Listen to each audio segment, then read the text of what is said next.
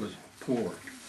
And so we went through the towns, we'd scavenge wherever we could, and our outfit, we had about 15 people in it. And we scrounged a skillet over there in one of the towns. I think that skillet, if I remember right, was about 30 inches across. And we got a 100-pound bag of potatoes out of that. And so every evening, everybody come in with all the food. They had the sea rations, which was little cans. There was meat and beans, stew, and vegetables. And everybody'd throw everything into the big pot, and we'd stir them up. Because they didn't have a kitchen to feed us with, because we were away from the kitchen. And now and then we got behind the lines 2 or 3 days, and we'd get stuck and couldn't get out.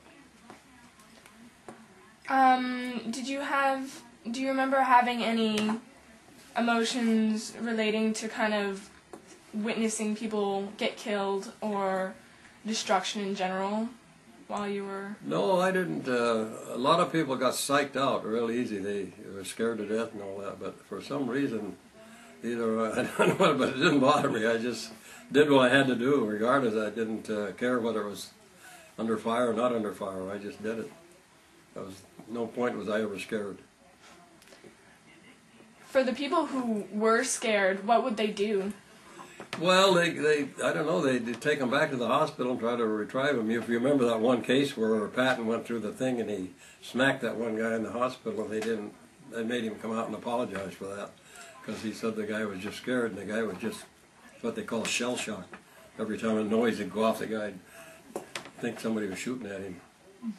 They get them, you know how every human being is different. Mm-hmm. And it affects everybody different. Alright, so did you stay in touch with your family and friends much? Or was that...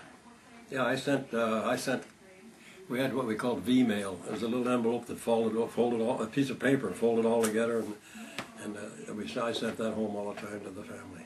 And I sent some money home all the time to buy bonds with. So when I got out of the service, I had some bonds.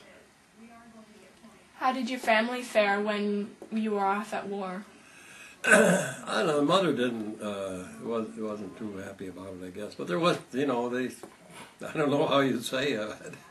They still had all the girls home, like 6 of them. So the first child died early, so all 6 of my sisters were still home. So your other brothers also were enlisted? Yeah, well, one brother. I have one brother alive yet, and he's 92. I'm 91 now. He's 92 and he lives up in Baker, Oregon, and he didn't go in the service. But I had the other brother who was younger than me, and he was a pilot, and the one younger than him was a pilot. And they're both dead now.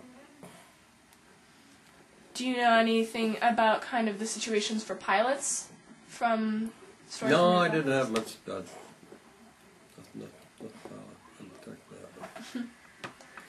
So what did you do for recreation in the Army? Did you just... I was into athletics. I did volleyball. I played on the winning volleyball teams. I bowled. And I was also into the track thing. I pole vaulted and I high jump, broad jump, and I run long races.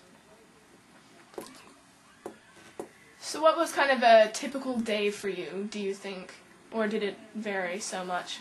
Well, in the old Army, a typical day is if you had said the wrong word, you were either out doing some kind of trashy work or on kitchen police. They call it KP. So it isn't like the modern Army. In those days, you did everything you was told and you didn't mouth off, because they would take you around behind the barn and settle it. And you couldn't cry if something did something to you in those days like they do now. So it was a good, strong Army, I think. Very disciplined. So did you ever get punished for making... Oh yeah, I got punished for doing stuff. I got busted twice. They take your stripes away from you for doing things. One of them I got drank a little too much wine over there and yelled at one of the lieutenants, and they didn't like that, so they take the stripes away from you, so you got to sit back and earn them back again. After you're under fire and all the time and doing your work every day, 28 hours a day, when there's only 24 hours in a day, you sort of want to relax now and then, and they don't want you to do it, I guess. So I yelled at them. Anyway, I made it through. Did you, could you explain to me a little bit about the system of stripes? Because I don't know anything About that. The stripes you were referring to? Well, your stripes are what your rank is. When you have a rank on here, it gives you whether you're one stripe as a PFC, and 2 as a corporal, then it goes down to 3 as a sergeant, then 4 as a staff sergeant, 2 as a tech sergeant, and 3 up and 3 down as a master sergeant. Now they got more stripes. They got 3 up and something like 4 up, or 3 down, 4 up, or 5. They go on. They go all the way up to the rank of E9 now. Wow. Yeah, the services. So you said you formed some pretty good friendships during the war. Could you talk a little bit about that? Yeah, well, none that the thing is, I come from Santa Barbara, and in the war, I ended up in the hospital in Africa, and in one of the wards over there, I come into one day, I ended up, and there was 2 of one Italian boy and one Spanish boy. And they were both 2 of the same kids that I went to school with in Santa Barbara, and that was sort of unusual to see that would happen, you know.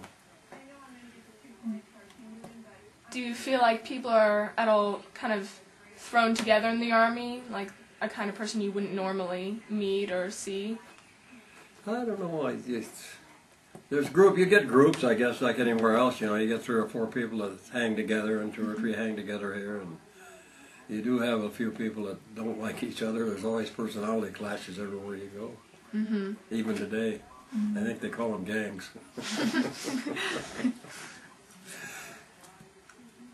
So, you said, as you said before, you went to a hospital in Africa? Yeah, I had to stay over there and get recovered from the wounds I had. What was life like in the hospital? Oh, well, you stayed in bed quite a while, and when you finally got up to where you could get out of bed and move around or do something, then they give you a job. Like you'd empty bedpans, or you'd fold up what they call 2x2s and 4x4s, which is these little rags they use to put on you. They pack them up and then they sterilize them, and you'd make you do all that. But not make you, they'd ask you to, but you didn't mind doing it. You wanted to get out of bed anyway. And after you got well enough, they give you a pass to go to town. So I went to town to see how the other half was living. Mm-hmm. And that was in Tunis. We went to a town. What was the town like? Well, there was a few bars you could go to, and there was a bunch of British soldiers we run into over there. And there wasn't much that, you know, during wartime the towns were pretty well closed up. There was not much to do. Was it interesting did you get to interact with kind of a different culture at all when you were there? Or? Well, we got to a few times. I got into the people there, and where they'd invite us in to have something to eat, like that. And they were hurting; they didn't have too much to eat, and they'd still share it with you. So we'd dig in wherever we could and dig our rations out and bring it back to them, and let them suffer. No, but the food was scarce sometimes. It really was. It's amazing because I come out behind the lines one time. I was 2 days back, and we come into a unit there, and I asked the guy to get something to eat there, and he says, "We can't. They're not feeding anybody but our own troops." See? So this was our own troops. They wouldn't even give us something to eat. So we're up in the head of the headquarters company, into the lines a little bit, and they started shelling, and we're under shellings all the time. So they started shelling the headquarters company, so those people started really digging for ditches. And when they dug for ditches, we backed up to their supply tent and we loaded our truck up with all the food we could take and headed back out to the front again with it. Pretty funny. Mm-hmm. And yeah. Others, we had two things happened. They clear they clear the side of the roads for landmines. So they clear out it, and some of these planes would strap the roads with the people walking in it. So you're walking down the road, you're doing your work, and you see the sign here, and the guy starts to strap, so you got to wonder whether you lay in the middle of the road and get hit, or do you run out and get into a minefield.